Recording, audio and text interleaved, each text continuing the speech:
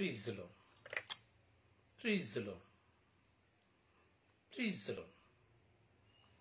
ಪಿತನಿಗೂ ಸುತನಿಗೂ ಮತ್ತು ಪವಿತ್ರಾತ್ಮರಿಗೂ ಮಹಿಮೆಯಾಗಲಿ. ಆದಿಯಲ್ಲಿದ್ದ ಹಾಗೆ ಈಗಲೂ ಯಾವಾಗಲೂ ಸದಾಕಾಲಕ್ಕೂ ಸ್ತೋತ್ರ ಉಂಟಾಗಲಿ. Praise the Lord. Praise the Lord. ಪ್ರಭು ಯೇಸುವಿನಲ್ಲಿ ನನ್ನ ಪ್ರಿಯ ಸಹೋದರ ಸಹೋದರಿಯರೇ, ದೇವರ ಮಕ್ಕಳೇ,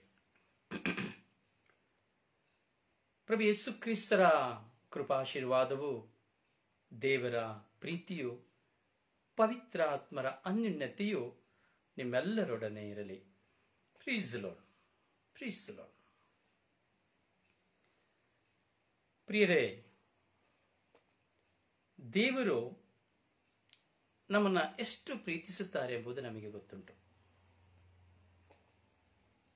ದೇವರ ಪ್ರೀತಿಯ ಅನುಭವಗಳು ಸಹ ನಮಗೆ ಗೊತ್ತುಂಟು. ದೇವರ ಕರುಣೆಯೂ ಸಹ ನಮಗೆ ಗೊತ್ತುಂಟು. ಹಾಗೆ ದೈವ ಕೋಪವೂ ಸಹ ನಮಗೆ ಗೊತ್ತುಂಟು. ಕೆಲವು ಸಾರಿ ಕೆಲವರಿಗೆ ಗೊತ್ತಿಲ್ಲ ಇರಬಹುದು ದೈವ ಕೋಪ. ಈ ದೈವ ಕೋಪವನ್ನ ನಾವು ಎಲ್ಲಿ ನೋಡುತ್ತೇವೆ ಎಂಬುದಾದರೆ ಈ ಪ್ರಕಟಣಾ ಗ್ರಂಥದಲ್ಲಿ ನಾವು ನೋಡ್ತೇವೆ. ಈ ದೈವ ಕೋಪವನ್ನು ನಾವು ಪ್ರಕಟಣಾ ಗ್ರಂಥದಲ್ಲಿ ನಾವು ನೋಡ್ತೇವೆ. ಪ್ರಿಯರೇ, ದೈವ ನೀತಿಗೆ ಧಕ್ಕೆ ತರುವಾಗ ದೈವ ಕೋಪ ಹೊರವಾಗುತ್ತದೆ. ದೈವ ನೀತಿಗೆ ಧಕ್ಕೆ ತರುವಾಗ ದೈವ ಕೋಪ ಪ್ರಕಟವಾಗ್ತದೆ. ಈ ದೈವ ಕೋಪ ಪ್ರಕಟವಾಗುವಾಗ ಏನು ಸಂಭವಿಸುತ್ತದೆ ಎಂಬುದು ಯಾರಿಗೂ ಗೊತ್ತಿಲ್ಲ. ಅದು ಮಾನಸಿಕವಾಗಿ ಒತ್ತಡವಿರಬಹುದು, ದೈಹಿಕವಾಗಿ ಒತ್ತಡವಿರಬಹುದು, ಆರ್ಥಿಕವಾಗಿ ಒತ್ತಡವಿರಬಹುದು, ಪ್ರಾಪಂಚಿಕವಾಗಿ ಒತ್ತಡವಿರಬಹುದು. ಯಾವ ವಿಧದಲ್ಲಿ ಬೇಕಾದರೂ ದೈವ ಕೋಪ ಈ ಲೋಕದ ಮೇಲೆ, ನಮ್ಮ ಮೇಲೆ ಪ್ರಭಾವ ಬೀರಬಹುದು. ಪ್ರಿಯರೇ, ದೇವರು ನಮ್ಮನ್ನು ಪ್ರೀತಿಸುತ್ತಾರೆ, ಅದು ಅಕ್ಷರಶಃ ಸತ್ಯ. ಆದರೆ ಅದೇ ರೀತಿ ದೇವರು ನಮ್ಮ ಮೇಲೆ ಸಿಟ್ಟು ಸಹಗೊಳ್ಳುತ್ತಾರೆ. ದೇವರ ಕೋಪಾಗ್ನಿ ಬಂದೊದಗುವಾಗ ಯಾವ ವಿಧದಲ್ಲಿ ಸನ್ನಿವೇಶಗಳು ಯಾವ ವಿಧದಲ್ಲಿ ಹೋಗುತ್ತದೆ ಎಂಬುದಾಗಿ ನೀವು ಯೋಚಿಸೋದಾದರೆ ಸೊದೋಮ್ ಗೊಮೋರ ಪಟ್ಟಣ ಒಂದು ನಾವು ಸಂಕೇತವಾಗಿ ತೆಗೆದುಕೊಂಡ್ರೆ ಸಾಕು. ಸೊದೋಮ್ ಗೊಮೋರ ಪಟ್ಟಣ ಸಂಕೇತ ಸಾಕು, ದೇವರ ಕೋಪಾಗ್ನಿ ಎಷ್ಟು ಕ್ರೂರವಾದದ್ದು ಎಂಬುದಾಗಿ. ಹಾಗೆ ಬ್ಯಾಬಿಲೋನ್ ನಗರ ನಾಶವಾಗುವುದರ ಮೂಲಕವಾಗಿ ನಾವು ತಿಳಿದುಕೊಳ್ಳಬಹುದು. ಹೀಗೆ ದೇವರ ಕೋಪವು ಬರುವಾಗ ಅದು ಯಾವ ವಿಧದಲ್ಲಿ ಪ್ರಕಟಣವಾಗುತ್ತದೆ ಎಂಬುದು ನಮಗೆ ಯಾರಿಗೂ ಗೊತ್ತಿಲ್ಲ. ಪ್ರಿಯರೇ, ನಾವು ಈ ಪ್ರಥಮ ಪುನರುತ್ಥಾನವನ್ನು ಕುರಿತು ನಾವು ಧ್ಯಾನಿಸ್ತಾ ಇದ್ದೇವೆ. ಇವತ್ತು ಪ್ರಕಟಣಾ ಗ್ರಂಥ 69ನೇ ಭಾಗ 79ನೇ ಭಾಗವನ್ನು ನಾವು ಧ್ಯಾನಿಸ್ತಾ ಇದ್ದೇವೆ. ಈ 79ನೇ ಭಾಗವನ್ನು ನಾವು ಧ್ಯಾನಿಸಬೇಕಾದ್ರೆ ನಾವು ನಿನ್ನೆಯಿಂದ ಸಾಕಷ್ಟು ವಿಷಯಗಳನ್ನ ನಾವು ಗಣನೆಗೆ ತೆಗೆದುಕೊಂಡಿದ್ದೇವೆ. ಅಂದರೆ ಯಾರು ಜಯವನ್ನು ಗಳಿಸುವವರು, ಯಾರು ಸ್ವರ್ಗವನ್ನು ಸೇರುವವರು ಎಂಬುದನ್ನು. ಪ್ರಿಯರಲ್ಲಿ, ವಾಕ್ಯವನ್ನು ನಾವು ಪರಿಶೀಲನೆ ಮಾಡಿ ನೋಡಬೇಕಾದ್ರೆ ಈ ಪ್ರಥಮ ಪುನರುತ್ಥಾನ ಅಂದರೆ ಏನು, ಎರಡನೆಯ ಪುನರುತ್ಥಾನ ಏನು ಎಂದು ನಮಗೆ ಯಾರಿಗೂ ಗೊತ್ತಿಲ್ಲ. ಈ ಪ್ರಥಮ ಪುನರುತ್ಥಾನಕ್ಕೂ ಈ ಎರಡನೆಯ ಪುನರುತ್ಥಾನಕ್ಕೂ ಏನು ವ್ಯತ್ಯಾಸ, ಏನು ಸಂಬಂಧ? ಯೋಚಿಸಬೇಕು.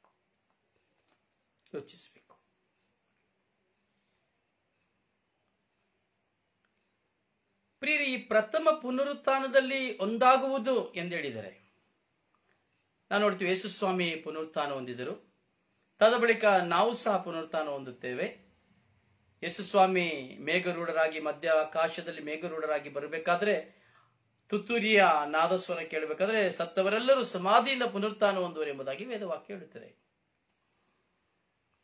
ಆದರೆ ಈ ಪ್ರಥಮ ಪುನರುತ್ಥಾನ ಎಂದರೆ ಏನು? ಈ ಎರಡನೆಯ ಪುನರುತ್ಥಾನ ಎಂದರೆ ಏನು? ಏನು ಪ್ರಥಮ ಪುನರುತ್ಥಾನ? ಚಾಪ್ಟರ್ 1, ಚಾಪ್ಟರ್ 2 ಎಂಬುದಾಗಿ ಕೆಲವು ಸಿನಿಮಾಗಳನ್ನ ನಾವು ನೋಡ್ತೇವೆ, ಸೀರಿಯಲ್ಗಳನ್ನ ನೋಡ್ತೇವೆ, ಹೀಗೆ ಹಲವಾರು ಸಂಗತಿಗಳನ್ನ ನಾವು ನೋಡ್ತೇವೆ. ಹೀಗೆ ಯಾವುದು ಪ್ರಥಮ ಪುನರುತ್ಥಾನ, ಯಾವುದು ಎರಡನೆಯ ಪುನರುತ್ಥಾನ? ಪ್ರಥಮ ಅಂತ ಬಂದ್ಮೇಲೆ ದ್ವಿತೀಯ ಬರಲೇಬೇಕಲ್ವಾ? ಪ್ರಿಯರೇ, ಈ ಪ್ರಥಮ ಪುನರುತ್ಥಾನವನ್ನು ಕುರಿತು ನಾವು ಈ 79ನೇ ಅಧ್ಯಾಯದಲ್ಲಿ ನಾವು ಧ್ಯಾನಿಸಬೇಕಾದ್ರೆ ನಾವು 6 ವಾಕ್ಯಗಳನ್ನು 20ನೇ ಅಧ್ಯಾಯ 6ನೇ ವಾಕ್ಯದಲ್ಲಿ ನಾವು ನೋಡುತ್ತೇವೆ. ಇವರು ಜೀವಂತರಾಗಿ ಕ್ರಿಸ್ತ ಯೇಸುವಿನೊಡನೆ 1000 ವರ್ಷಗಳು ಆಳುವರು. ಇದೇ ಪ್ರಥಮ ಪುನರುತ್ಥಾನ. ಯೇಸು ಸ್ವಾಮಿಯೊಡನೆ 1000 ವರ್ಷಗಳ ಕಾಲ ಜೀವಿಸುವುದು ಪ್ರಥಮ ಪುನರುತ್ಥಾನ. ಇದೇನಪ್ಪ ತಲೆ ಕೆಡ್ತಾ ಇದೆ? ಇದೇನು ತಲೆ ಕೆಡ್ತಾ ಇದೆ?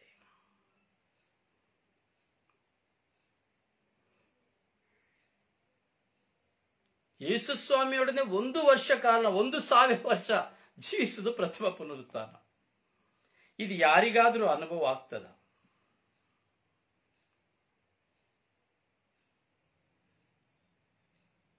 ಪ್ರಿಯರೇ, ತುಂಬಾ ಸರಳವಾಗಿ ಅರ್ಥ ಮಾಡ್ಕೊಳ್ಬಹುದು.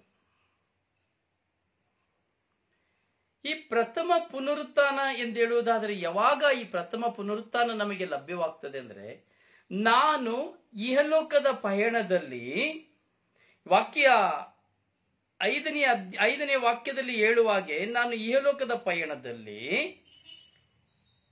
ದೇವರ ವಾಕ್ಯಕ್ಕಾಗಿ ದೇವರಿಗಾಗಿ ಸಾಕ್ಷಿಯುಳ್ಳವನಾಗಿ ಕ್ರಿಸ್ತೇಸುವಿನ ಪರವಾಗಿ ಸಾಕ್ಷಿ ಕೊಟ್ಟು ದೇವರ ವಾಕ್ಯದ ಪ್ರಚಾರಕ್ಕಾಗಿ ತಲೆತತ್ತಂತಹ ಜೀವಾತ್ಮಗಳನ್ನ ಕಂಡಂತಹ ಸದೃಶ್ಯದಲ್ಲಿ ನಾವು ಈ ಲೋಕದಲ್ಲಿ ಕ್ರಿಸ್ತನಿಗಾಗಿ ಜೀವಿಸುತ್ತಾ, ಕ್ರಿಸ್ತನ ವಾಕ್ಯಗಳನ್ನು ನಮ್ಮ ಜೀವಿತದಲ್ಲಿ ಅನುಸರಿಸುತ್ತಾ, ಆ ಮೃಗವನ್ನಾಗಲಿ ಅಥವಾ ಮೃಗವನ್ನಾಗಲಿ ಪೂಜಿಸದೆ ಅಥವಾ ಮೃಗವನ್ನಾಗಲಿ ಪೂಜಿಸದೆ ತಮ್ಮ ಹಣೆಗಳ ಮೇಲಾಗಲಿ ಕೈಗಳ ಮೇಲಾಗಲಿ ಅದರ ಗುರುತುಗಳನ್ನು ಅಚ್ಚೆಯನ್ನು ಚುಚ್ಚಿಸಿಕೊಳ್ಳದೆ ದೇವರ ಜೀವಂತ ಮಕ್ಕಳಾಗಿ ಪಾಪವನ್ನು ತ್ಯಜಿಸಿ ಪಾಪದಿಂದ ಬಿಡುಗಡೆಯಾಗಿ ಪಶ್ಚಾತ್ತಾಪ ಪಟ್ಟು ಪಾಪಕ್ಕೆ ವಿಮುಖರಾಗಿ ದೇವರಿಗೆ ಅಭಿಮುಖರಾಗಿ ಮರಣ ಹೊಂದುವ ಪ್ರತಿಯೊಬ್ಬರು ಈ 1000 ವರ್ಷಗಳ ಕಾಲ ಯೇಸುವಿನ ಮೊದಲನೆಯ ಪುನರುತ್ಥಾನದಲ್ಲಿ ಒಂದಾಗುತ್ತಾರೆ. Praise the lord, praise the lord, praise the lord.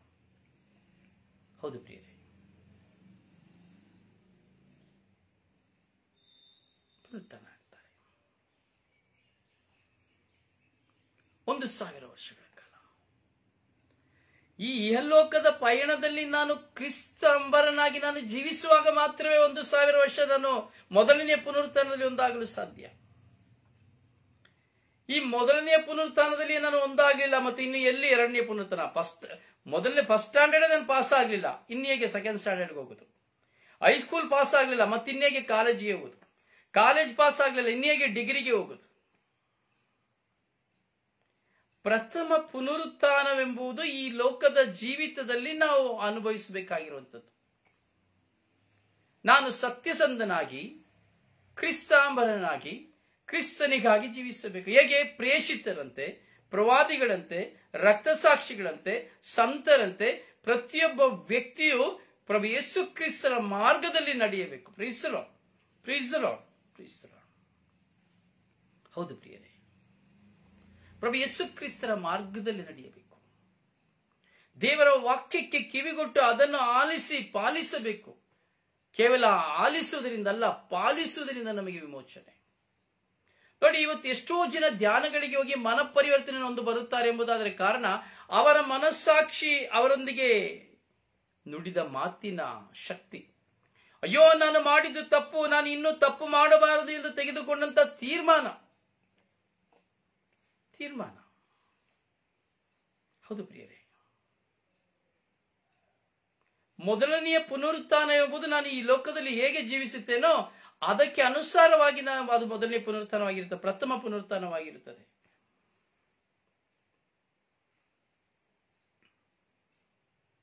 ಇದುವೇ ನಾವು ಯೋಚಿಸಬೇಕಾಗಿರುವಂಥದ್ದು.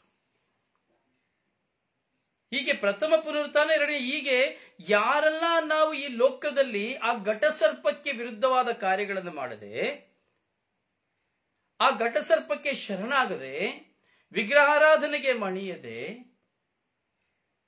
ಆ ವಿಗ್ರಹಗಳ ಹಚ್ಚನ್ನ ಹಣೆಯ ಮೇಲೆ ಹಚ್ಚಿಕೊಡುತ್ತೆ. ಅಂದರೆ ಲೋಕದ ಪರವಾದ ಸೈತಾನನು, ಪ್ರಚೋದನೆಕಾರನಾದ ಸೈತಾನನು, ಶೋಧಕನಾದ ಸೈತಾನನು ನಮ್ಮ ತಲೆಯಲ್ಲಿ ತುಂಬುವ ಕೆಟ್ಟದೆಲ್ಲವನ್ನು ತುಂಬಿಸಿಕೊಳ್ಳುವಾಗ ಅದು ಹಣೆಯ ಮೇಲೆ ನಾನು ಅಚ್ಚೆ ಹಾಕಿಸಿಕೊಂಡಕ್ಕೆ ಸಮಾನ. ಕೆಟ್ಟದೆಲ್ಲವನ್ನ ನನ್ನ ಮನಸ್ಸಿನಲ್ಲಿ ಇಟ್ಟು ಅದನ್ನು ಮೆಲುಕು ಹಾಕಿ ನಾನು ಕೆಟ್ಟದಕ್ಕೆ ಹೋಗುವಾಗ ಅದು ನನ್ನ ಹಣೆಯ ಮೇಲೆ ಹಚ್ಚಿಸಿಕೊಂಡ ಒಂದು ಅಚ್ಚೆಯ ಸಂಕೇತಿಕ. ತಲೆಯಲ್ಲಿ ತುಂಬುತ್ತದೆ, ಪಾಪ ಮಾಡು, ಸುಳ್ಳೇಳು, ಮೋಸ ಮಾಡು, ಕದಿ, ಹಾಗೆ ಮಾಡು, ಹೀಗೆ ಮಾಡು, ಅದು ಮಾಡು, ಇದು ಮಾಡು, ವೈರಾಗ್ಯ, ಮನಸ್ತಾಪ, ಹಠಮಾರಿತನ, ಸೇಡು ನೋಡ್ತೇವೆ ನಾವು. ಎಲ್ಲಿಂದ? ಇದು ಹಣೆ ಮೇಲೆ ಅಚ್ಚೆ, ಪಾಪದ ಅಚ್ಚೆ, ಪ್ರಚೋದನೆಯ ಅಚ್ಚೆ, ಕೆಟ್ಟದ್ದ ಅಚ್ಚೆ, ಅಹಂಕಾರದ ಅಚ್ಚೆ, ಕೆಟ್ಟ ಸ್ವಭಾವಗಳ, ಕೆಟ್ಟ ನಡವಳಿಕೆಗಳ ಅಚ್ಚೆ. ಎಲ್ಲವೂ ಇಲ್ಲಿಂದ, ಈ ಹಣೆಯಿಂದ ಎಲ್ಲ ಹೊರಗೆ ಬರುವಂಥದ್ದು, ಈ ಶಿರಸ್ಸಿನಿಂದ ಎಲ್ಲ ಹೊರಗೆ ಬರುವಂಥದ್ದು. ಒಳ್ಳೆಯವನು ಒಳ್ಳೆಯ ಬೊಕ್ಕಸದಿಂದ ಒಳ್ಳೆಯದನ್ನೇ ಹೊರತರುತ್ತಾನೆ, ಕೆಟ್ಟವನು ಕೆಟ್ಟ ಬೊಕ್ಕಸದಿಂದ ಕೆಟ್ಟದನ್ನೇ ಹೊರತರುತ್ತಾನೆ. ಇಷ್ಟೇ ಲಾಜಿಕ್, ಬೇರೆ ಏನೂ ಇಲ್ಲ, ಬೇರೆ ಏನೂ ಇಲ್ಲ. ಧ್ಯಾನಿಸಬೇಕು, ತುಂಬಾ ಆಳವಾಗಿ ಧ್ಯಾನಿಸಬೇಕು. ಧ್ಯಾನಿಸ್ತಿದ್ರೆ ಆಗುದಿಲ್ಲ.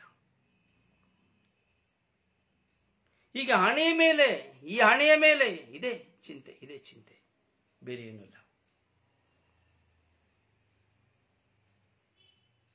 ಕೈಗಳ ಮೇಲೆ ಇನ್ನೊಂದು ಸಂಕೇತ ತೆಗೆದುಕೊಳ್ಳಬಹುದು.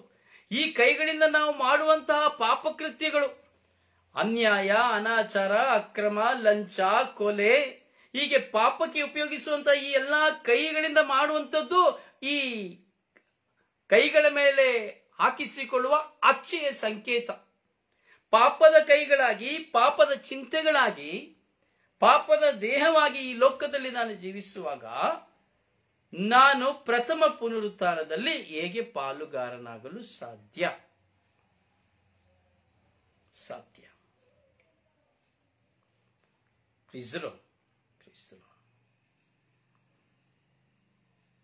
ಪ್ರಿಯ, ನಾವು ಸ್ವಲ್ಪ ಯೋಚಿಸಬೇಕು. ವಾಕ್ಯವನ್ನ ಯಾವುದೋ ಒಂದು ಇಟ್ಕೊಂಡಲ್ಲ, ಹಣೆಯ ಮೇಲೆ ಏನಪ್ಪಾ ಇದು, ಕೈಯ ಮೇಲೆ ಏನಪ್ಪಾ ಇದು, ಈ ಅಚ್ಚೆಗಳು ಯಾವುದು? ಹಲವಾರು ಅಚ್ಚೆ ನಾನು ಹೇಳಿದೆ. ರೇಷನ್ ಕಾರ್ಡ್ ಒಂದು ಅಚ್ಚೆ, ಕೊರೋನಾಗೆ ಬಂದ ಇಂಜೆಕ್ಷನ್ ಒಂದು ಅಚ್ಚೆ, 666 ಒಂದು ಅಚ್ಚೆ, ಹಣ ಒಂದು ಅಚ್ಚೆ, ಹೌದಲ್ಲ? ವಿಗ್ರಹಾರಾಧನೆ ಒಂದು ಅಚ್ಚೆ. ಈ ಹಲವಾರು ವಿಧದಲ್ಲಿ ನಿನ್ನೆ ನಾವು ಧ್ಯಾನಿಸಿದೆವು 78ನೇ ಭಾಗದಲ್ಲಿ. ಆದ್ರೆ ಇವತ್ತು ಅಚ್ಚೆ ಎಂಬುದು ಇಲ್ಲಿ ಹೇಳ್ತಾ ಇದೆ, ಹಣೆಯ ಮೇಲೆ ಆಗಲಿ ಕೈಗಳ ಮೇಲಾಗಲಿ ಮನುಷ್ಯನಿಗೆ ಕ್ರಿಯೆ ಮಾಡುವಂಥದ್ದು ತಲೆ. ಅಂದ್ರೆ ಇಲ್ಲಿ ಈ ಯೋಚನೆ, ಇಲ್ಲಿಂದ ಎರಡನೇದು. ಈ ಎರಡು ಇಲ್ಲ ಅಂದ್ರೆ ಕಾಲಿದ್ದೇನು ಪ್ರಯೋಜನ ಇಲ್ಲ. ಇದೆರಡೇ, ಇದೊಂದು, ಇದೆರಡರ ಮುಖಾಂತರ ಮನುಷ್ಯನ ಜೀವನ. ಹೀಗೆ ಅದಕ್ಕೆ ಸ್ವಾಮಿ ಹೇಳ್ತಾರೆ, ನಿನ್ನ ಕಾಲು ಕೇಡಿಗೆ ಕಾರಣವಾದರೆ ಅದನ್ನು ಕತ್ತರಿಸಿ ಹಾಕು, ನಿನ್ನ ಕಣ್ಣು ಕೇಡಿಯಾದರೆ ಅದನ್ನು ತೆಗೆದು ಹಾಕು, ಕೈಯನ್ನ ಕತ್ತರಿಸಿ ಹಾಕು.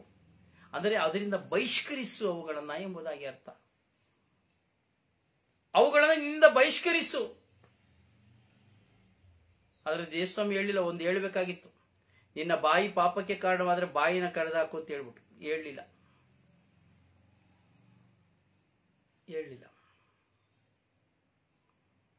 ಪ್ರಿಯರೇ, ನಾವು ಚಿಂತಿಸಬೇಕು, ತುಂಬಾ ಆಳವಾಗಿ ನಾವು ಚಿಂತನೆಗೆ ತೆಗೆದುಕೊಳ್ಳಬೇಕು.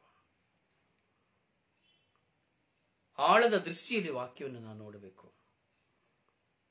ಸುಮ್ಮನೆ ಹಣೆಯ ಮೇಲೆ ಅಚ್ಚೆ ಅಂತ ಹೇಳಿದ್ರೆ ಏನು ಗೊತ್ತಾಗುದಿಲ್ಲ. ಅಲ್ಲಿ ಹೇಳ್ತದೆ ವಾಕ್ಯ, ಜ್ಞಾನವಿರುವವನು ಇದನ್ನು ಅರ್ಥ ಮಾಡಿಕೊಳ್ಳಲಿ, ಇದನ್ನು ಅರ್ಥ ಮಾಡಿಕೊಳ್ಳುವವನು ಹಾಲೆಲೂಯ.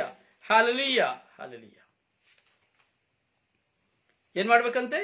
ಜ್ಞಾನವಿರುವವನು ಅದನ್ನು ಅರ್ಥ ಮಾಡ್ಕೊಳ್ಬೇಕಂತೆ. ಎಷ್ಟು ಜನರಿಗೆ ನಮಗೆ ಜ್ಞಾನ ಇದೆ? ಎಷ್ಟು ಜನರಿಗೆ ನಮಗೆ ವಿವೇಕ ಇದೆ? ಯೋಚನೆ ಮಾಡಬೇಕು ನಾವು. ಅರ್ಥವನ್ನು ಕಂಡುಕೊಳ್ಳಬೇಕಾದ್ರೆ ಜ್ಞಾನ ಬೇಕೆಂಬುದಾಗಿ ದೇವರ ವಾಕ್ಯ ಹೇಳ್ತದೆ. 666 ಸಂಖ್ಯೆಯನ್ನು ಅದನ್ನೇ ನಾನು ನೋಡ್ತಾ ಇದ್ದೇನೆ. ನಮಗೆ ಜ್ಞಾನ ಬೇಕು, ಬೇರೆ ಏನು ಬೇಕಾಗಿಲ್ಲ, ಜ್ಞಾನ ಬೇಕು ನಮಗೆ. ಈ ಜ್ಞಾನವಿಲ್ಲ ಅಂದ್ರೆ ಏನು ಪ್ರಯೋಜನ? ಏನು ಪ್ರಯೋಜನ ಇಲ್ಲ, ಏನು ಪ್ರಯೋಜನವಿಲ್ಲ. ಅದರಿಂದ ದೇವರ ಮುಂದೆ ನಾವು ಕುಳಿತುಕೊಳ್ಳಬೇಕು ಜ್ಞಾನದಿಂದ. ದೇವರೇ, ನನಗೆ ವಾಕ್ಯಗಳನ್ನ ಅರ್ಥೈಸಿಕೊಡುವಂತಹ ಜ್ಞಾನವನ್ನ ಕೊಡು. ದೇವರೇ, ನನಗೆ ವಾಕ್ಯಗಳನ್ನ ಅರ್ಥೈಸಿ ಅದರಂತೆ ನಡೆಯುವ ಜ್ಞಾನವನ್ನು ನನಗೆ ಕೊಡು. 13ನೇ ಅಧ್ಯಾಯದಲ್ಲಿ 18ನೇ ವಾಕ್ಯದಲ್ಲಿ ನೋಡಿ, ಇದನ್ನು ಅರ್ಥ ಮಾಡಿಕೊಳ್ಳಲು ಜ್ಞಾನ ಬೇಕು. ಬುದ್ಧಿವಂತನು ಮೃಗದ ಸಂಖ್ಯೆಯನ್ನು ಎಣಿಸಲಿ, ಅದು ಒಬ್ಬ ಮನುಷ್ಯನನ್ನು ಸೂಚಿಸುವ ಸಂಖ್ಯೆ. ಆ ಸಂಖ್ಯೆಯು 666. ಮನುಷ್ಯನನ್ನು ಸೂಚಿಸುವ ಸಂಖ್ಯೆ, ಸೈತಾನನನ್ನು ಸೂಚಿಸುವ ಸಂಖ್ಯೆ, ಘಟಸರ್ಪವನ್ನು ಸೂಚಿಸುವ ಸಂಖ್ಯೆ, ನಮ್ಮನ್ನು ಪಾಪದ ಬಲೆಗೆ ಸಿಕ್ಕಿಸುವ ಸಂಖ್ಯೆ, ಮನುಷ್ಯನನ್ನು ಹೋಲುವ ಸಂಖ್ಯೆ. ಸೈತಾನ ಒಬ್ಬ ಮನುಷ್ಯ. ಹೀಗೆ ಈ ಪ್ರಥಮ ಪುನರುತ್ಥಾನ ಎಂದು ಹೇಳಬೇಕಾದರೆ, ಈ ಪ್ರಥಮ ಪುನರುತ್ಥಾನದ ಹಿಂದೆ ಹಲವಾರು ಸಂಗತಿಗಳು ನಾವು ತಿಳಿದುಕೊಳ್ಳಬೇಕು. ಹೀಗೆ ನಮ್ಮ ಕೈಗಳ ಮೇಲೆ ಒಂದು ಅಚ್ಚೆ, ಪಾಪದ ಅಚ್ಚೆ, ಹಣೆಯ ಮೇಲೆ ಪಾಪದ ಅಚ್ಚೆ, ಯೋಚನೆಯಿಂದಲೂ, ವಾಕ್ಯದಿಂದಲೂ, ಕ್ರಿಯೆಯಿಂದಲೂ, ಕರ್ತವ್ಯ ಲೋಪದಿಂದಲೂ ನಾನು ಅನೇಕ ಪಾಪಗಳನ್ನ ಮಾಡಿದ್ದೆ ಎಂದು ಎಣಿಸುತ್ತೇನೆ. ನನ್ನ ಪಾಪವೇ, ನನ್ನ ಪಾಪವೇ, ನನ್ನ ಮಹಾಪಾಪವೇ. ಪ್ರಾರ್ಥನೆಯನ್ನು ನೋಡುತ್ತೇವೆ, ಪ್ರತಿದಿನ ಬಲಿಪೂಜೆಯಲ್ಲಿ ಪ್ರಾರ್ಥನೆಯನ್ನು ಹೇಳ್ತೇವೆ, ಪಶ್ಚಾತ್ತಾಪ ವಿಧಾನವನ್ನು ನಾವು ಹೇಳ್ತೇವೆ. ಹೌದು ನನ್ನ ಸಹೋದರನೇ, ಸಹೋದರಿ. ಹೀಗೆ ಇವೆಲ್ಲವನ್ನು ಶುದ್ಧೀಕರಿಸಿಕೊಳ್ಳುವಾಗ ನಾನು ಮೊದಲನೆಯ ಪ್ರಥಮ ಪುನರುತ್ಥಾನಕ್ಕೆ ಸಿದ್ಧನಾಗ್ತೇನೆ. ಹೀಗೆ ಚುಚ್ಚಿಸಿಕೊಂಡವರು ಪ್ರಥಮ ಪುನರುತ್ಥಾನದಲ್ಲಿ ಅಲ್ಲ, ಹೀಗೆ ಇವರು ಜೀವಂತವಾಗಿ ಯೇಸು ಕ್ರಿಸ್ತರೊಡನೆ 1000 ವರ್ಷ ಆಳುವರು. ಇದೇ ಪ್ರಥಮ ಪುನರುತ್ಥಾನ. ಯೇಸು ಕ್ರಿಸ್ತರೊಂದಿಗೆ ಆಳುವುದೇ ಪ್ರಥಮ ಪುನರುತ್ಥಾನ. ಮೊದಲು ಈ ಲೋಕದಲ್ಲಿ ಯೇಸು ಕ್ರಿಸ್ತರಿಗಾಗಿ ನಾವು ಆಳಬೇಕು. ಮೊದಲು ಯೇಸು ಕ್ರಿಸ್ತರನ್ನ ಈ ಲೋಕದಲ್ಲಿ ಕಂಡುಕೊಳ್ಬೇಕು. ಆಮೇಲೆ ನಾನು ಪ್ರಥಮ ಪುನರುತ್ಥಾನದಲ್ಲಿ ಯೇಸು ಕ್ರಿಸ್ತರೊಡನೆ ಒಂದಾಗ್ಲಿಕ್ಕೆ ಸಾಧ್ಯ. ಇಲ್ಲೇ ನಾನು ಯೇಸು ಕ್ರಿಸ್ತರಲ್ಲಿ ಒಂದಾಗ್ತಾ ಇಲ್ಲ, ಇನ್ನು ಪ್ರಥಮ ಪುನರುತ್ಥಾನದಲ್ಲಿ ಹೇಗೆ ಒಂದಾಗ್ಲಿಕ್ಕೆ ಸಾಧ್ಯ?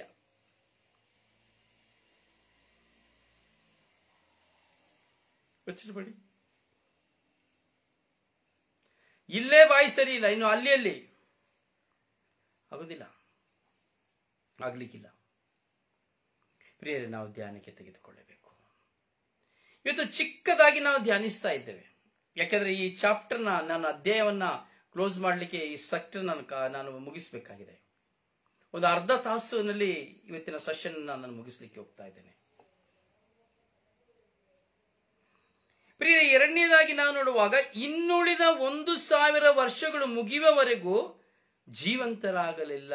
ನೋಡಿ, ಈ ಪ್ರಥಮ ಪುನರುತ್ಥಾನದಲ್ಲಿ ಒಂದಾಗಿ ಯೇಸು ಕ್ರಿಸ್ತರೊಡನೆ ಇರುವವರು ಮತ್ತೆ 1000 ವರ್ಷದವರೆಗೆ ಅವರು ಏನಾಗಲಿಲ್ಲ,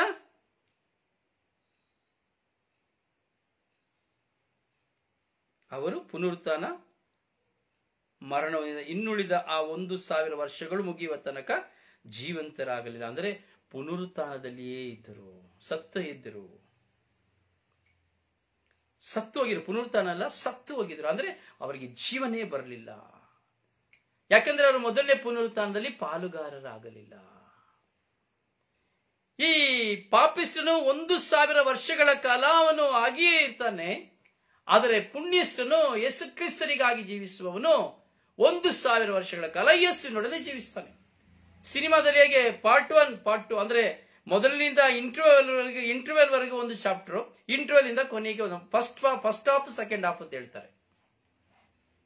ಫಸ್ಟ್ ಹಾಫ್ ಸೆಕೆಂಡ್ ಹಾಫ್ ಅಂತ ಹೇಳ್ತಾರೆ. ಹೀಗೆ ಪುನರುತ್ಥಾನ ಹೊಂದಿದವರು ಯೇಸು ಕ್ರಿಸ್ತರೊಡನೆಯೋ, ಪುನರುತ್ಥಾನ ಹೊಂದದವರು ಇನ್ನೂ ಹೇಗಿರ್ತಾರಂತೆ, ಅವರು ಇರೋದಿಲ್ವಂತೆ. ಆ ಪ್ರಥಮ ಪುನರುತ್ಥಾನದಲ್ಲಿ ಸೇರಿರುವ ದೇವಜನರು ಭಾಗ್ಯವಂತರು. ಕ್ರೈಸ್ತರು ಯಾರೆಲ್ಲ ಈ ಪ್ರಥಮ ಪುನರುತ್ಥಾನದಲ್ಲಿ ಒಂದಾಗ್ತಾರೆ ಅವರೆಲ್ಲರೂ ಭಾಗ್ಯವಂತರು. ಅದಕ್ಕೆ ಹೇಳ್ತಾರೆ ಅಷ್ಟಭಾಗ್ಯ ಪುಸ್ತಕಗಳನ್ನ ನಾವು ತೆಗೆದುಕೊಳ್ಬೇಕಾದ್ರೆ ಈ ಪ್ರಥಮ ಪುನರುತ್ಥಾನದಲ್ಲಿ ಭಾಗಿಯಾಗುವವರು ಯಾರು? Who is that all persons? ಯಾರು ಆ ವ್ಯಕ್ತಿಗಳು?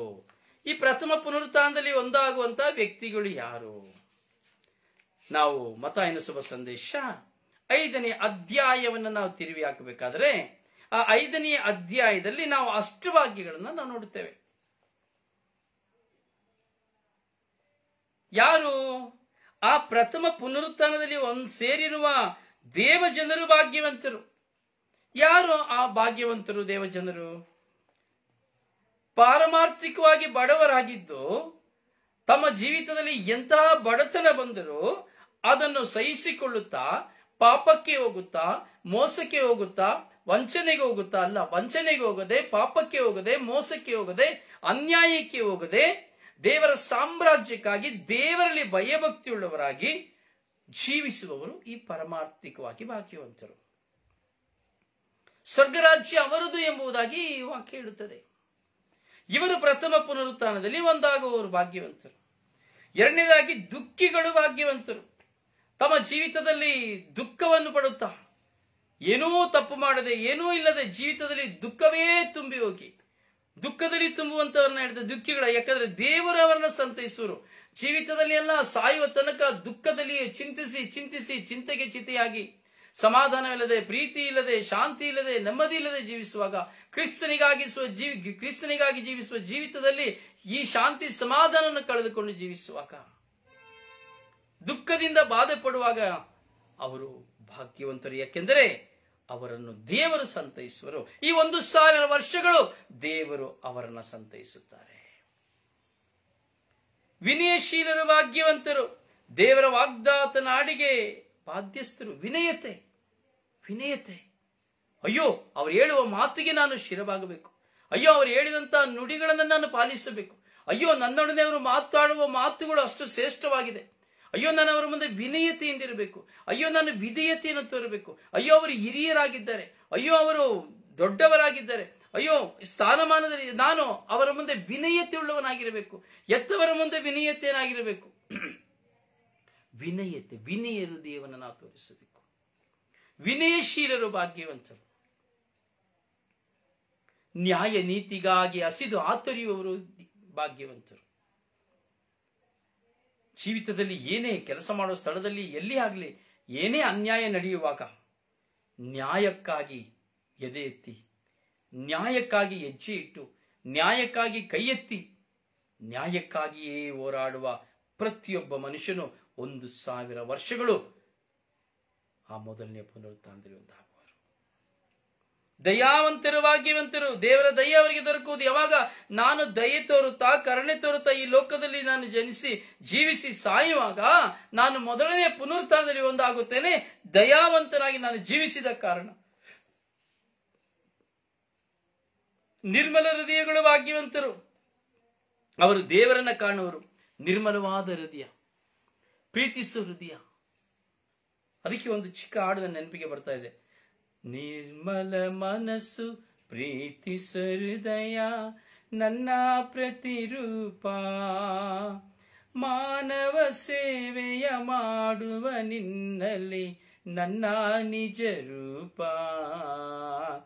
ನಿರ್ಮಲ ಮನಸ್ಸು ಪ್ರೀತಿಸ ಹೃದಯ ನನ್ನ ಪ್ರತಿರೂಪ, ಮಾನವ ಸೇವೆಯ ಮಾಡುವ ನಿನ್ನಲ್ಲಿ ನನ್ನ ನಿಜ ರೂಪ, ನನ್ನ ನಿಜ ರೂಪ.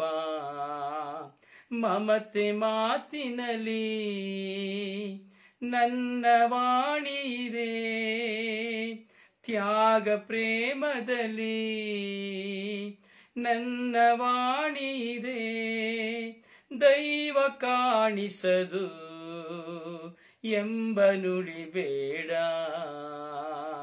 ದೈವ ಕಾಣಿಸದು ಎಂಬ ನುಡಿ ಬೇಡ. ನಿರ್ಮಲ ಮನಸ್ಸು ಪ್ರೀತಿಸ ಹೃದಯ ನನ್ನ ಪ್ರತಿರೂಪ, ಮಾನವ ಸೇವೆಯ ಮಾಡುವ ನಿನ್ನಲ್ಲಿ ನನ್ನ ನಿಜ ರೂಪ. ನಿರ್ಮಲ ಮನಸ್ಸು ಮೊದಲನೆಯ ಪುನರುತ್ಥಾನದಲ್ಲಿ ಒಂದಾಗಲಿಕ್ಕೆ ಸಾಧ್ಯ. ಶಾಂತಿಗಾಗಿ ಶ್ರಮಿಸುವವರು ಭಾಗ್ಯವಂತರು, ಅವರು ದೇವರ ಮಕ್ಕಳೆನಿಸಿಕೊಳ್ಳುವರು. ಈ ಲೋಕದಲ್ಲಿ ಶಾಂತಿಗಾಗಿ ಜೀವಿಸಬೇಕು. ಜಗಳ ತಂದು, ವೈಮನಸ್ತಾಪ ತಂದು, ದ್ವೇಷ ತಂದು, ಮತ್ಸರ ತಂದು, ದೂಷಣೆ ಮಾಡಿ, ನಿಂದನೆ ಮಾಡಿ ಜೀವಿಸೋದಲ್ಲ.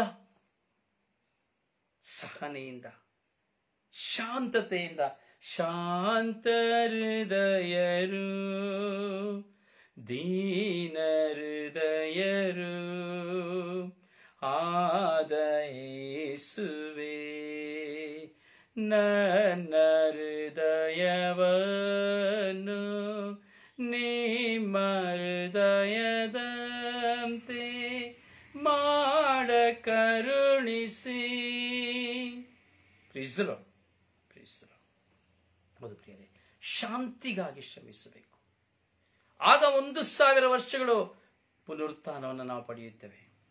ನ್ಯಾಯ ನೀತಿಯ ನಿಮಿತ್ತ ಹಿಂಸೆಯನ್ನು ತಾಳುವವರು ಭಾಗ್ಯವಂತರು, ಸ್ವರ್ಗ ಸಾಮ್ರಾಜ್ಯವು ಅವರದು.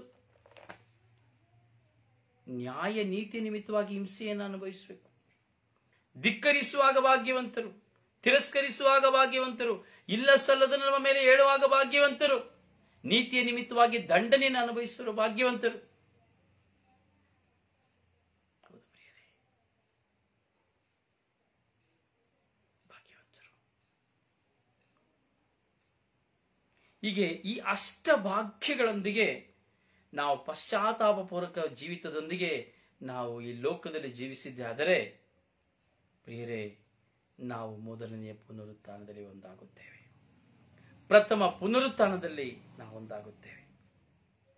ಆ ಪ್ರಥಮ ಪುನರುತ್ಥಾನದಲ್ಲಿ ಸೇರಿರುವ ದೇವಜನರು ಭಾಗ್ಯವಂತರು ಎಂಬುದಾಗಿ ಈ ಅಷ್ಟಭಾಗ್ಯಗಳನ್ನು ಕುರಿತ ಸಂಕೇತಗಳೊಂದಿಗೆ ಹೇಳುವಂಥದ್ದು. ಹಾಗೆ ನಾವು ನೋಡುತ್ತೇವೆ, ಇಂಥವರ ಮೇಲೆ ಎರಡನೆಯ ಮರಣಕ್ಕೆ ಅಧಿಕಾರವಿಲ್ಲ. ಅವರು ದೇವರಿಗೂ ಕ್ರಿಸ್ತ ಯೇಸುವಿಗೂ ಯಾಜಕರಾಗಿ ಸೇವೆ ಸಲ್ಲಿಸುವರು. ಪ್ರೀಸರು, ಹಾಲೆಲೂಯಾ, ಹಾಲೆಲೂಯಾ. ನೋಡಿ, ಇಂಥ ಜೀವನವನ್ನು ಮಾಡಿ ಮರಣ ಹೊಂದಿದವರಿಗೆ ಎರಡನೆಯ ಮರಣವಿಲ್ಲ.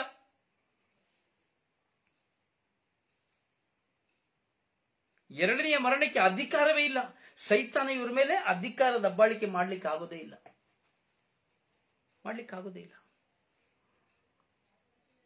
ಹೌದು ಪ್ರಿಯರೇ, ಮಾಡ್ಲಿಕ್ಕಾಗೋದಿಲ್ಲ. ಯಾಕೆಂದ್ರೆ ನಾವು ದೇವರ ಸೊತ್ತಾಗಿರ್ತೇವೆ. ಯೇಸು ಕ್ರಿಸ್ತರ ಪುನರುತ್ಥಾನದಲ್ಲಿ ನಾವು ಒಂದಾಗಿರ್ತದ್ರಿಂದ ಸೈತಾನ ನಮಗೆ ಎರಡನೆಯ ಮರಣಕ್ಕೆ ಕರೆದುಕೊಂಡು ಹೋಗ್ಲಿಕ್ಕೆ ಆಗೋದೇ ಇಲ್ಲ.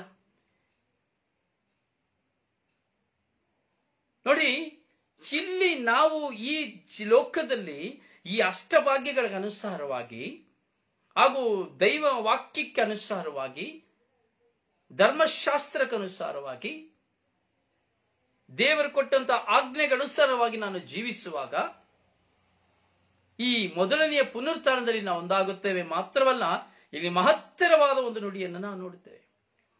ಇವತ್ತು ನೋಡಿ, ದೇವಾಲಯಕ್ಕೆ ಹೋಗ್ತೇವೆ, ಬಲಿಪೂಜೆಗೆ ಹೋಗ್ತೇವೆ, ಅಲ್ಲಿ ಪೀಠ ಸೇವಕರನ್ನ ನಾವು ನೋಡುತ್ತೇವೆ. ನಮ್ಮ ಮುಂದೆ ಒಂದು ಗುರುವನ್ನ ನಾವು ನೋಡುತ್ತೇವೆ.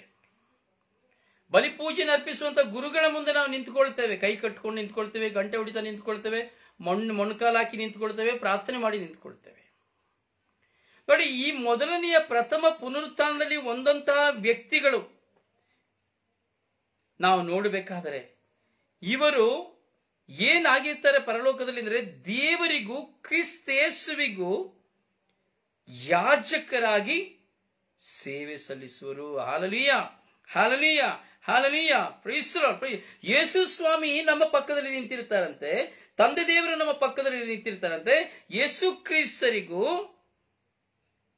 ದೇವರಿಗೂ ಹಾಗೂ ಕ್ರಿಸ್ತ ಯೇಸುವಿಗೂ ಯಾಜಕರಾಗಿ ಸೇವೆ ಸಲ್ಲಿಸ್ತದೆ. ನೋಡಿ, ಯೇಸು ಕ್ರಿಸ್ತರಿಗೂ ದೇವರಿಗೂ ನಾವು ಯಾಜಕರಾಗ್ತೇವೆ ಅಂತೆ. Praise the lord, praise the lord. Hallelujah, hallelujah, hallelujah. ನೋಡಿ, ಎಂಥ ಪವರ್ಫುಲ್ ವರ್ಡ್.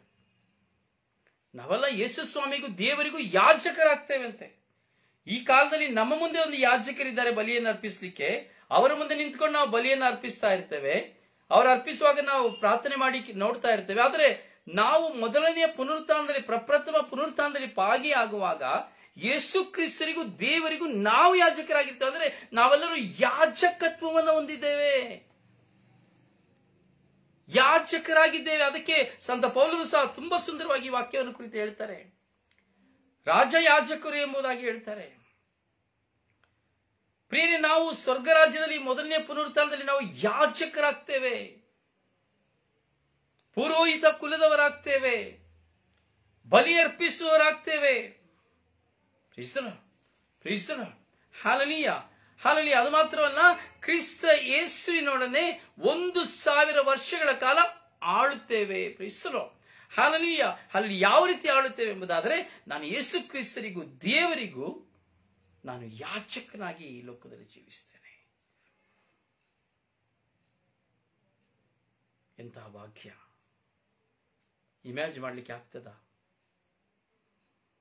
ಪ್ರಿಯ, ಇದನ್ನೆಲ್ಲ ಯೋಹಾನರು ತಮ್ಮ ದರ್ಶನದಲ್ಲಿ ನೋಡಿ ಬರೆಯುತ್ತಾ ಇದ್ದಾರೆ.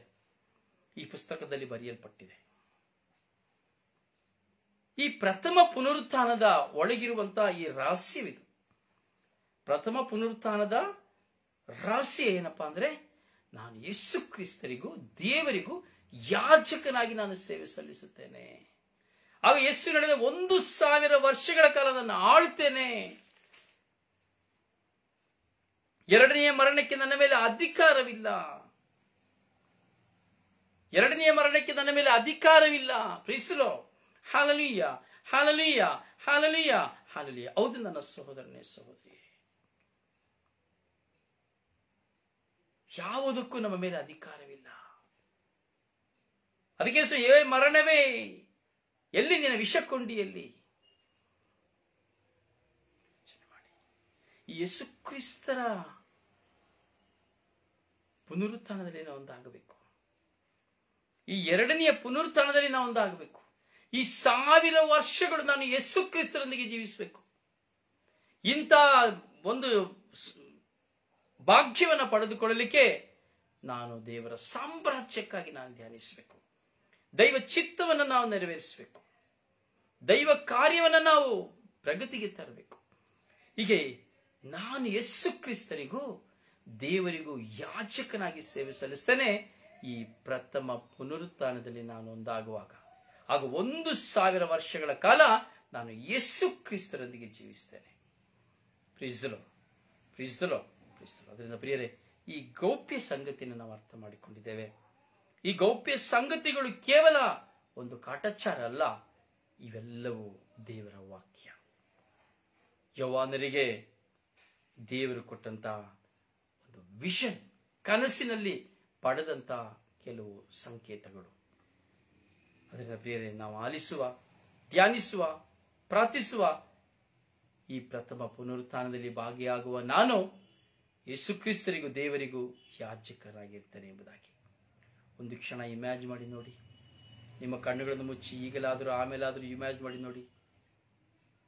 ಆ ಸ್ವರ್ಗ ರಾಜ್ಯದಲ್ಲಿ ಯೇಸು ಸ್ವಾಮಿಗೂ ದೇವರಿಗೂ ನಾನು ಯಾಜಕನಾಗಿರ್ತೇನೆ ಎಂಬುದಾದರೆ ನಾನು ಯಾವ ವಿಧದಲ್ಲಿ ಇರಬಹುದು?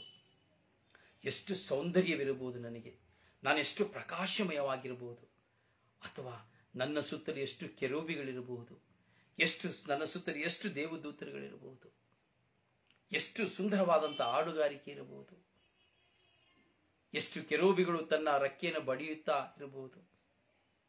ಯೋಚನೆ ಮಾಡಿ ನೋಡಿ ಪ್ರಿಯರೇ, ಎಂತಹ ವಾಕ್ಯ! ಯೇಸು ಕ್ರಿಸ್ತರಿಗೂ ದೇವರಿಗೂ ನಾನು ಯಾಜಕನಾಗಿರ್ತೇನೆ ಎಂಬುದಾದರೆ ಆ ಪ್ರೆಸೆನ್ಸ್ ಯಾವ ರೀತಿ ಇರಬಹುದು? ಒಂದು ಕ್ಷಣ, ಆ ಕ್ಷಣದಲ್ಲಿ ನಾನು ಹೇಗೆ ಇರಬಹುದು ಎಂಬುದು ಒಂದು ಇಮ್ಯಾಜಿನ್ ಮಾಡಿ ನೋಡಿ. ಗುರುತು ಸಿಗ್ತದೆ ನಮಗೆ. ಆ ಯೇಸು ಸ್ವಾಮಿಗೂ ದೇವರಿಗೂ ನಾನು ಯಾಜಕನಾಗಿರ್ತೇನೆ ಎಂಬುದಾದರೆ ಆ ನನ್ನ ವಸ್ತ್ರ ಹೇಗಿರಬಹುದು, ನನ್ನ ಸೌಂದರ್ಯ ಹೇಗಿರಬಹುದು, ಆ ಸ್ವರ್ಗದ ತೇಜಸ್ಸು ಹೇಗಿರಬಹುದು. ಹೌದು ಪ್ರಿಯರೇ, ಇವೆಲ್ಲವೂ ನಮಗೆ ಕೇಳಲು ಸುಖಕರ, ಆದರೆ ಇದನ್ನು ಅರ್ಥೈಸಿಕೊಳ್ಳಬೇಕು, ಜೀರ್ಣಿಸಿಕೊಳ್ಳಬೇಕು. ಇವುಗಳನ್ನು ಕುರಿತು ನಾವು ಚಿಂತಿಸಬೇಕು, ಅನಾಲಿಸಿಸ್ ಮಾಡಬೇಕು. ಸ್ವಂತ ಅನುಭವಗಳಲ್ಲಿ ಕುಳಿತುಕೊಳ್ಳಬೇಕು. ನಾನು ಯಾಜಕನಾಗಿದ್ದರೆ ದೇವರು ಯೇಸುಸ್ವಾಮಿ ಮುಂದೆ ನಾನು ಯಾಜಕನಾಗಿರುವಾಗ ನಾನು ಹೇಗೆ ಇರ್ತೇನೆ, ಹೇಗೆ ನಾನು ಕಾಣ್ತೇನೆ ಯೋಚಿಸುವ ಪ್ರಿಯರೇ. ಆಲಿಸುವ, ಧ್ಯಾನಿಸುವ, ಪ್ರಾರ್ಥಿಸುವ. ನಿಮಗಾಗಿ ಪ್ರಾರ್ಥಿಸುವ ನಿಮ್ಮ ಸೇವಕ brother Rosario Pandavapura. Praise the Lord. God bless you.